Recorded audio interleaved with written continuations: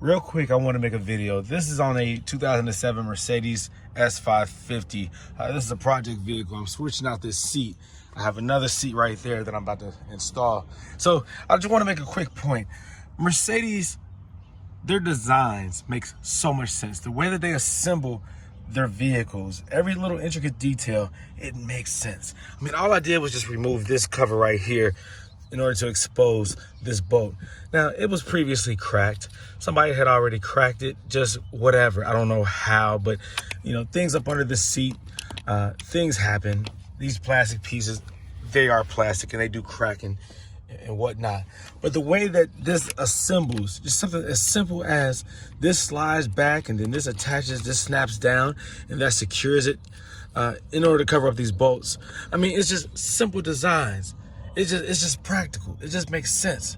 The way that they put things together and the ability to disassemble them, you can think along their line of reasoning as to why they do things. I mean, from the engine to the interior to the suspension. I mean, it's just amazing. Another proven fact is that Mercedes do not rust up underneath. They use a lot of stainless steel and aluminum in their designs. They do not rust underneath like most cars do. Fords, Chevys, Hondas, even Toyotas, they rust up underneath. But Mercedes don't. Now, we complain about the exterior rust on a Mercedes, but they went through a phase in the early 2000s, late 90s, early 2000s, where their exteriors were rust prone. They recovered from that. It was just a short time span. But even these old cars that might have had rusted exteriors, rust spots on the lower panels of the doors and whatnot, up underneath their cars, they were not rusty. Up underneath Mercedes, their engineering department knows what they're doing. Their design team knows what they're doing. Again, when it comes to assembly and disassembly, I've taken a lot of Mercedes apart. A lot of Mercedes. I've taken them all the way down, almost to the frame. And it makes sense. I've had BMWs. I've had Lexus, even Toyota, as high quality as Lexus and Toyota is. Some of the designs are not practical when it comes to disassembly. When it comes to self-repair, a lot of stuff is over-engineered and not understood by the common person. Mercedes, though, oh yeah, there's some over-engineering, but it makes sense and it's for a reason. They introduce new designs, but it always is a reason behind it, and you can think logically how to repair them yourself if you are willing to take the time. Now, that's just how my brain works. Some of you guys, y'all might be good at working on BMWs or some of these other brands, Infinities and things of that nature, but I don't like working on them. I can do it. I don't like to. Audi, another good brand, but their design is not always sensible. Their electronics are difficult to diagnose and repair and work on. It's hard to find the issue. BMW, they integrate their wiring, their modules. It doesn't make sense to my brain as to why they design things the way that they do. It's very hard to work on. But Mercedes, again, I used to buy, sell, flip a lot of cars. I have worked on a lot of different manufacturers, a lot of makes and models. But I stuck with Mercedes because Mercedes makes sense. They are very sensible vehicles, expensive to work on and maintain if you're paying somebody else.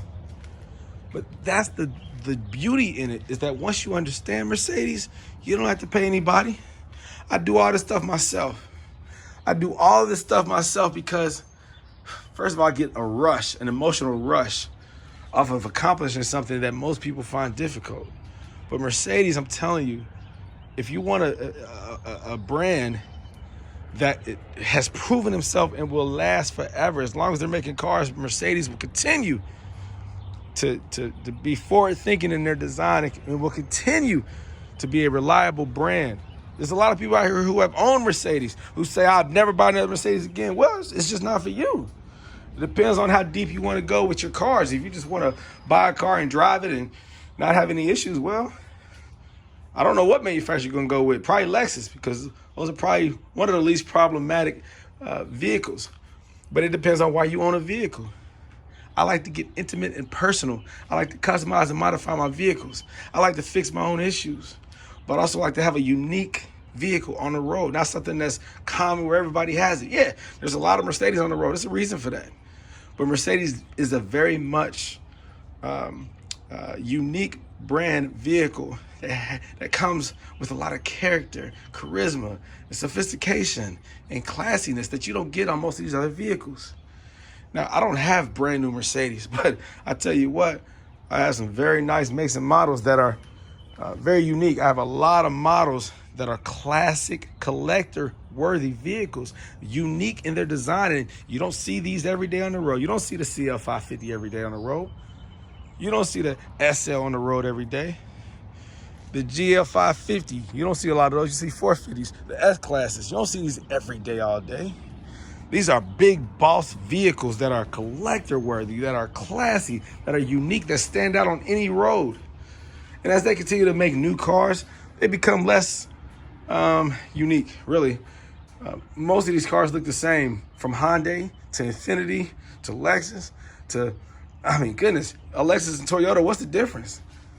You know, they all look the same. And Mercedes, unfortunately, some of their newer ones, and Audis and BMW, well, BMW is coming with a nice aggressive front end now, but I mean, a lot of these cars are starting to blend. Mercedes, now you know a Mercedes when you sit in it, but in some way, Mercedes is starting to follow some of the other patterns when it comes to exterior designs. They're looking less bold. A lot of their models have, they follow the same designs, from the C-Class to the E-Class to the S-Class. I don't like that they have done that. But that does not take away from the quality and uniqueness and the craftsmanship and the engineering and the beauty of a Mercedes-Benz. So are you haters who question why own a Mercedes? Well, it might not be for you, but it's definitely for me and for hundreds of thousands and millions of other owners. And I'll continue to support and help those who decide to buy these cars. I'll continue to put videos out, you know, helping those who want to learn how to take care of these cars themselves instead of depending on a shop or Mercedes, you know, to fix their cars. You can learn how to fix and repair your cars. These cars make sense. Their designs make sense. You just have to take the time to learn it. And I'm telling you, it's worth every minute, every moment, every hour, every minute, every second that you take to learn how to work on these cars is worth it. Trust me.